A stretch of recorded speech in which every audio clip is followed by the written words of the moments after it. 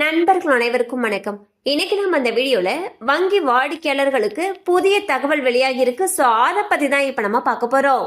அதாவது மே மாதம் முதல் வங்கிகள் நடைமுறையில் பல மாற்றங்கள் வந்துள்ளன. அந்த வகையில் யூபிஐ பரிவர்த்தனையில் மாற்றங்கள் கொண்டு வரப்பட்டுள்ளன. சோ அது என்ன மாற்றம் அப்படின்றத இப்ப நம்ம பார்த்திடலாம். யூபிஐ பரிவர்த்தனைகளின் வசதி விரைவில் ஒரு சிறிய செலவோடு வரக்கூடும். அதிக மதிப்புள்ள யூபிஐ பரிவர்த்தனைகள், அதாவது 5000 ரூபாய்க்கும் மேல் 0.5% வரை கட்டணம் வசூலிக்கப்படலாம் என்று வங்கிகளும் அரசு அமைப்புகளும் சுட்டிக்காட்டியுள்ளன. இருப்பினும் கியூஆர் குறியீடுகளை ஸ்கேன் செய்வதன் மூலம் செய்யப்படும் பணம் செலுத்துதல்கள் தொடர்ந்து இலவசமாகவே இருக்கும்.